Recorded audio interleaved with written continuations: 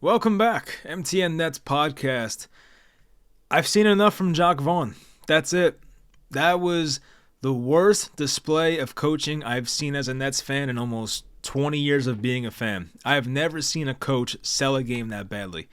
If you watched the game, you know what I'm talking about. For those who didn't watch, the Nets were in overtime. There was 11 seconds left. Dennis Smith Jr. got called for a reach-in foul. The ball went off of Jimmy Butler's leg, went out of bounds. And on replay, and Dennis Smith Jr., by the way, was telling the bench to review it, Nets only had one timeout left. So I get, okay, maybe you want to preserve that timeout. You're only up by 1 point. Butler would go to the line for 2 free throws, right? So they probably should have challenged that play, because even if you do challenge it, you still have time in the huddle to draw up a play on the offensive side. But instead of challenging it, Jacque Vaughn lets it go. Of course, Butler goes on to make the free throws, puts the Heat up by 1, 96-95 with, 11 seconds left. They still have that one timeout. And you're thinking, okay, well, Jacque Vaughn didn't use that timeout because he wants to set up an offensive play and advance the ball. He doesn't use the timeout. So then the Nets freestyle this. They inbound under their own basket. And Mikal Bridges just dribbles left-handed, puts up this ridiculous fadeaway shot that had no chance of going in, airballs it, and that's the game. Worst coaching I've ever seen. Thank God I am not taking Nets losses that hard this year because the expectations are so low. It's like that meme, what's the meme? It's like my expectations were low, but holy F, this is ridiculous. I just can't believe this. And I'm not confident they're going to fire Jacque Vaughn. They probably won't. They're still paying Steve Nash. I doubt they want to pay 3 coaches. At this point, I'd rather just see Kevin Ollie be the head coach and just, send Jacque Vaughn packing. But at this point, I think Vaughn's under contract for 2 or 3 more years. And they did this to themselves last year for whatever reason. And here's where we are. So this was just an awful loss. They were up 14 points at halftime. 14 points at halftime. They held the Heat to 31 points in the first half. So while the shots were not going in offensively, you could at least hang your hat on that they were playing great defense. They were finally switching. The closeouts were great. The rebounding was pretty good for the most part. I mean, second half it got kind of bad, but the first half defense was great. Outside of the third quarter, Miami did not score over 20 in any of the other 3 quarters. I mean, the Nets did a great job defensively tonight. They really did. But it goes to waste. They don't get this win, and they had this. They were up 4 points in overtime. I think they were up 5 at one point, right? Yeah, because Cam made the layup to start out overtime. Then Royce hit that 3. I'm pretty sure they're up by 5 at one point in overtime. So this should have been a win numerous times. They find a way to blow it. Whether it was Jacque Vaughn being an idiot and saving his timeout for no reason. Maybe Jacque Vaughn thinks that the timeout carries over to next game, but newsflash, buddy, it doesn't. So what the hell were you doing? So you have that. The Nets missed their most 3-pointers ever in a game in Nets history. And that was before overtime. So not even including overtime. The Nets missed their most 3-pointers in any game in NBA or in Nets history, not NBA. And I want to see how many threes they missed. I might do some quick math here.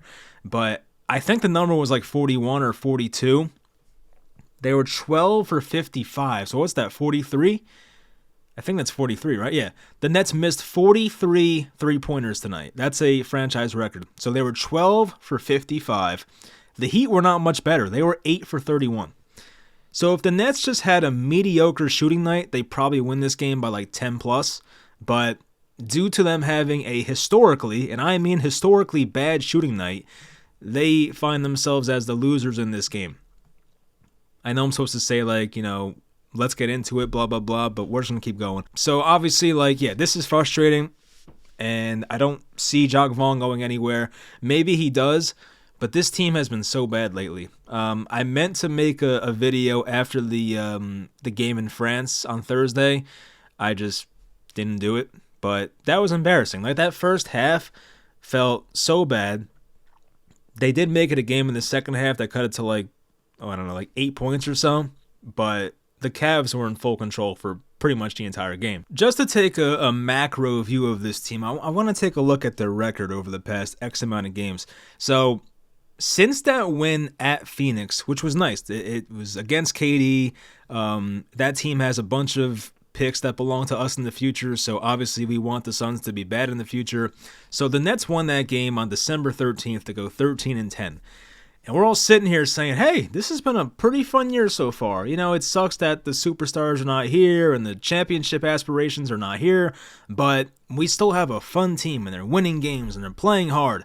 But ever since that moment, they lost 5 straight games after that.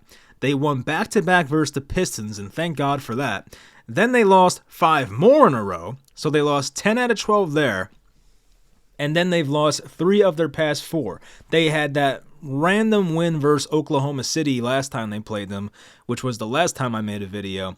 So overall, I think they've lost like 13 of their last 15 games, or 13 of their last 16 or something. Like, it's horrible. This team has been arguably the worst team in basketball the past 2-3 weeks. I saw the Pistons won again today. So even they are not looking as much of an embarrassment as they once were.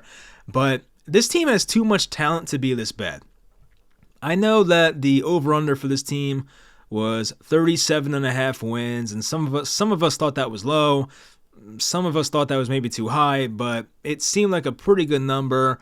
I expected like somewhere in the high 30s for wins, like 38, 39. But this team, man, I don't even know if they're going to get to 30 this year. Like, this is just a horrible team right now. And, you know, things can change. The trade deadline can change a lot. And the Nets are in the rumors to get DeJounte Murray, which I guess we'll talk about that later. But this season has a chance to really go off the rails. It's games like this where you had it and you should have won it and you just let it get away. I mean, this team has had some bad losses lately. They had that loss versus the Wizards on December 29th, which really, that was the first loss that really frustrated me. You know, they had the loss the game before that was against Milwaukee when they benched everybody. But they've had games like the overtime game versus Portland. Like, that's a game they should have won. Tonight, obviously, they should have won. Like, they're just letting these games get away from them. And they're not a good enough team to just let games slip away like that. So, anyway, it just also annoys me because Miami did not shoot that well. Jaquez was out. Kevin Love was out.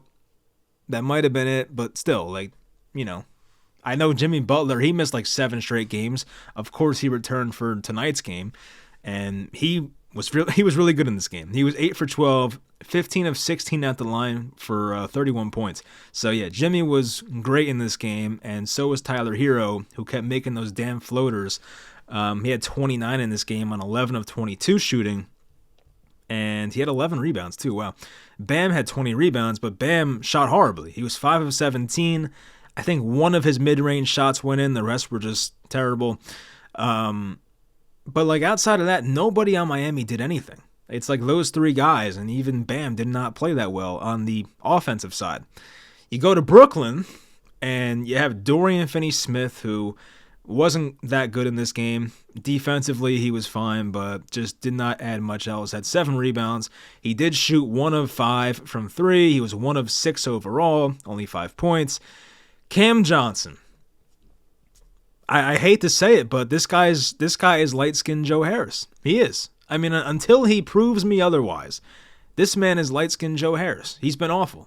I'm going to look at his game logs because I feel like in the last couple weeks, this man has been atrocious. And I don't even want to look at how much money he makes because it is a crazy amount of money. But the last game versus Cleveland, he was 1 for 7, 1 for 5 from 3, and gave us 3 points. The win versus OKC, he was 3 for 15, 3 of 10 from 3, not as bad, but just horrible shooting games lately. He was 5 for 11 versus Portland, had 17 points. But 3 of the past 4 games for Cam Johnson have been awful. And I just don't like what I see right now. He just feels like Joe Harris. He feels like the not good version of Joe Harris. Like the Joe Harris post 2 ankle surgeries, one that was botched Joe Harris. Like, this is not good. So Cam Johnson gets an F tonight. Mikal Bridges was like okay. The efficiency was not great, 10 for 24, 2 for 10 from 3. He did make 2 big foul shots at the end, but his three-pointers are still short. His legs are not under him. I mean, they're not going to bench him, so it just is what it is. Not even worth harping on. 9 rebounds, 6 assists, had 26 points, so that was good, but just missed too many shots. He's got to make these three-pointers, and obviously he's coming up short on a lot of them. Nick Claxton had 43 minutes, 4 of 9. He missed 1 jump shot. At least he took one. I think the shot clock ran down, but at least he took a jumper. 14 rebounds, 2 assists, 2 blocks. Had an incredible block at the end, which maybe was goaltending, but they didn't call it. But it was like a play where he really came out of nowhere. It was a big play in the game. Somehow some guy on the Heat got open on the baseline, and it looked like an easy layup, and Claxton came out of nowhere and blocked him at the last second. So it's a great block, but unfortunately, they did not win. 9 points for Claxton, so just missed a double-double. He did make his 1 foul shot. Spencer Dinwiddie. His time here is coming to an end. I just can't imagine Dinwiddie being on this roster through the trade deadline. It just doesn't seem like it's going to happen. 20 minutes tonight, 1 of 6, all 3-pointers. 3 steals, that's nice. 2 fouls, a minus 13, only 3 points total. So he has been checked out. He has not played in the fourth quarter the last 2 games. It just does not look good for him. So I think Dinwiddie's just been checked out for a while now. You know, the first couple weeks of the year, even like the first month of the year, I was liking what I saw from him, but I think he's checked out. Like, I just don't think he wants to be here at this point, and it's just not, like, especially when Ben Simmons comes back and you have an extra ball handler, which, you know, whenever Ben Simmons gets back, we'll see. I'm still not counting on it, but based on his TikTok and some other quotes, it seems like it's coming soon, but I don't know when. But, yeah, Dinwiddie's time here seems to be pretty limited. So it's been a good run, Spencer, but this is just not the team for you, and I don't think he wants to be here. Royce O'Neal played pretty well. He was 5 of 10, all 3-point shots, no surprise. Had 9 rebounds, 5 assists, 1 block, and he made some big shots. He did make that big overtime 3-pointer. I think he made a big shot in the late fourth quarter. I mean, he was good tonight. I really can't complain about Royce. He played good defense from what I saw. Watford barely played, not much to say there. I remember he missed 1 layup. DSJ is getting more minutes, 32 minutes, 3 of 8. He was 1 of 4 from 3. He was a big spark plug in the late first quarter, or it might have been early second quarter. But DSJ was awesome the moment he got in this game today. Like, his intensity was very high, playing great defense. There was 1 possession early where he forced a steal just by playing, like, close defense near half court. Like, I feel like the guy who had the ball was not even expecting it, and DSJ forced a bad pass and then got a turnover. So he brought great energy tonight. He had 5 rebounds, he had 5 assists, he had 4 steals, and he had 1 block. So a great game by DSJ. He was 3 for 8, so it wasn't the best shooting day, but we've come to expect that, sadly. But yeah, he was a plus 10, which I believe was the best on the team. So he was definitely a positive tonight. Another positive, and I would say probably the first or second best player for this team tonight, was Cam Thomas. He played 32 minutes. I wish he played more down the stretch, and like he did play in overtime. Like I can admit that. But I feel like you just knew this wasn't Cam Johnson's night. I wish Cam Thomas came in for Cam Johnson a bit earlier in the fourth quarter because they were really struggling for offense at one point. And they also really struggled for offense in like the first 7 or 8 minutes. I think Cam Thomas came in the game and DSJ at the 4-minute mark in the first quarter. So they sat the first 8 minutes of the game and they looked awful. There was nothing going on offensively. And then DSJ and Cam Thomas came in, and what do you know? The team really picked it up from there, scoring more, getting more turnovers. And I'm at a point now where I personally want to see Cam Thomas run point. I just feel like there's nothing to lose. This team ain't going anywhere. You might as well try and develop him into a point guard and see if it works. Kind of just like, I don't want to say make him James Harden on the Houston Rockets because like that's crazy. And I don't want to compare anybody to that. But give him like a similar role where you hand him the keys to the offense and say, here, You're our point guard. You're the guy that's going to have the ball in his hands for majority of the time.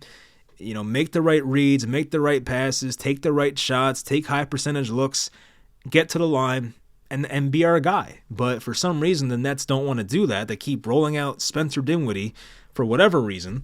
I get they have to play him to kind of keep his trade value up, but just trade him. Like, what the hell are we waiting for? At this point, just trade his ass. But I think the more likely thing that happens is they probably put DSJ in the starting lineup, but I don't know if that's worth it either. I prefer Cam Thomas once again, so I don't know what they're going to do, but this whole Dinwiddie starting thing, I'm just over it, and it's time to move on. So yeah, Cam Thomas was 32 minutes, 7 of 20 from the field, 2 of 10 from 3, and that includes that big missed three-pointer at the end of regulation where I forget what the score was. I think they might have been down 2 or whatever, but might have been tied. I forget. But yeah, he missed it, and that probably would have put the game away, but he made all his foul shots. He was 7 of 7. He made 4 clutch foul shots at the end, so that was great to see. 2 rebounds, 3 assists, had 2 turnovers. He did make a dangerous pass in overtime to DSJ, but he was able to get that away from Bam. But yeah, it was a pretty good game from Cam Thomas. Without him, they'd probably lose this game by a lot. So it was good to see him out there and being confident and taking the ball to the rim. He had a great bucket, the first bucket of overtime, and he made some impressive shots tonight. I think he started out this game 4 for 4, and he was very hot from the beginning. Kind of cooled off after that, but still, he was definitely a positive tonight. Lonnie Walker, only 9 minutes, which I get he's still on this minutes restriction, but 9 minutes is crazy. I think he played over 20 against the Cavs in Paris, so why did it go back to 9 minutes? I don't know. He wasn't good in this game. He was 0 for 3, 0 points, 2 rebounds, 1 assist, 1 block. But still, Lonnie Walker, we know he's a bucket. He's one of the few guys that can actually score on this team. Wasn't like Cam Johnson or Dinwiddie was doing anything. So, yeah, that part was frustrating. I wish he played more, but it is what it is. No Dayron, still injured. Harry Giles, of course, was a coach's DMP. And, yeah, it's just, they should have won this game. And as I said, it doesn't really bother me as much as it used to. I'm kind of numb to it at this point. But I'd rather win than lose. You don't have your own draft pick. There's no reason to root for losses. I think the only reason to root for Nets losses is to, get Jacque Vaughn fired. But is it really going to happen at this point? I don't know. The Nets had 4 more offensive rebounds, but the Heat had 48 total rebounds compared to the Nets' 41. And there was a possession in overtime where Miami, missed a 3, and the ball got batted out, and I remember, I think it was Caleb Martin, dove on the floor. It led to an open 3 for Caleb Martin. He missed it, and then Tyler Hero had another ball kicked out to him, and he missed it. So, the Nets got very lucky on that possession, but, Tyler Hero, the next possession came down and made a 3. So what else? Nets had 4 more steals. Oh, no, I'm sorry, 4 more assists, 3 more steals, 5 more blocks. Only 8 turnovers total. That's a really good number. The Heat had 13.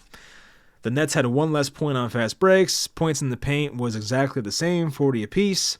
The Nets had a 16-point lead in this game. The Heat had a 5-point lead. That was their largest. So, once again, you can't lose that game. You really can't. These teams shot horribly, right? You look at the field goal percentage. The Heat were at 37%. The Nets were at 34%. 3-pointers, the Nets were at 21. The Heat were at 25. It was very ugly. So all it took was a mediocre shooting night, and the Nets probably win this game by 10 or more. But unfortunately, that's just not how it goes. This team is obviously playing terrible right now, and that's just what happens. It feels like it's a snowball effect, and one bad thing leads to another, and here we are sitting at 16-23. So I guess we'll address the DeJounte Murray stuff. I believe Murray signed a contract pretty recently. And, part of me is just get him because, what else is this team doing right now? This team has no direction. At least if you get DeJounte Murray, it could at least, be a move that works towards something. And maybe the Nets have, this, evil genius plan, which isn't even that evil genius, but maybe like their plan is to get DeJounte Murray, pair him with Mikal Bridges, and then in the summer they make a run for Donovan Mitchell, and that could be the Nets like quote unquote big three, which is a pretty pathetic big three. But if they have a team next year of Mitchell, DeJounte, and Bridges and whoever, like that team can probably be like a 4, 5, 6 seed or something. But it's still not a championship level roster, which is what I want, obviously. And we as Nets fans have been teased the past few years with teams that were very high in like the championship odds, and obviously the Nets never got that close, just the second round. But now we're at a point where like I feel like our best option is to kind of play for like the 4th or 5th seed, and at that point, like, is it even worth it? So I don't know. They might as well get DeJounte. I'm looking here. It's a 4-year, $64 million deal. For some reason, the internet's not loading. I want to see like the exact details of it because that'd be nice to see. But yeah, I like DeJounte. Like defensively, we know DeJounte is a plus. I mean, they said the same thing about Mikal Bridges, and he didn't turn out to be that great. But DeJounte, for the most part, actually no, he's at the end of this contract. I don't know why I thought he was on a new contract. So yeah, he's in the end of a 4-year, $64 million deal. And he signed an extension with Atlanta for 4 years, $114 million. So he's owed basically like between 25 and 30 million for the next 4 years. He'll be 28, 29, 30, 31. So you're getting him for his prime, basically. Like maybe it is worth it. I don't know. Like I kind of like his game. He has a nice, pull-up game, and he was like one of the leaders in assists, I believe, one year. Like when he was in San Antonio, he was good at like being a facilitator, which this team absolutely needs. So, it's probably not the worst thing, but DeJounte Murray obviously is not like the sexiest name in like the trade markets. But let me see. He led the league in steals that year. He had 9.2 assists per game his last year in San Antonio. He was an all-star, 25 years old, 21 points per game.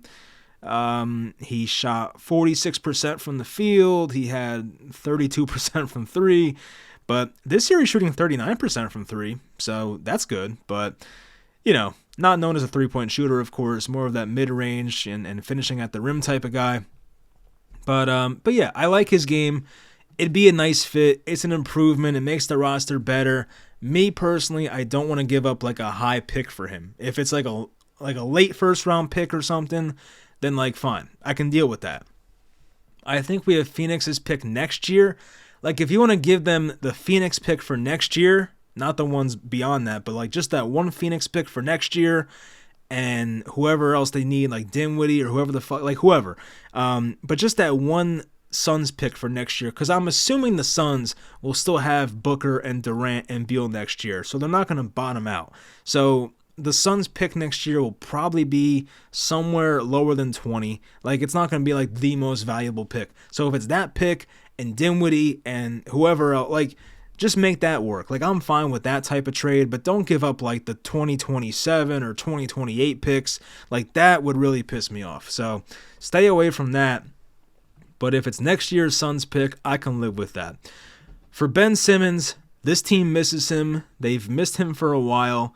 I get Ben Simmons is a meme and the workout videos like piss us off at this point, but the sad reality is that this Nets team absolutely misses Ben Simmons, and they were much better and more fun to watch when he was playing, because at least when Ben Simmons played, there was a reason to be excited when Ben Simmons would make a play, and you're thinking, oh, okay, maybe Ben Simmons is back, and I'm sure after his latest injury, our confidence has dropped even more. But watching Ben Simmons earlier in the season, it was like, hey, I see some flashes. He looks like the same guy he used to be. But it just doesn't last. So hopefully he can just come back this time, stay healthy for the final, whatever it is, 40 games, whatever the hell's left, and, end on a high note and hopefully build up his trade value in the offseason, which I'm assuming the Nets will flip him somewhere, unless they just have nobody else to acquire and they just keep him on the roster. But I don't know. I'm kind of past the whole Ben Simmons thing. I want to move on, but I'm not going to attach like a first-round pick. So if his value is that low, then just ride it out. But we'll see what happens in the summer.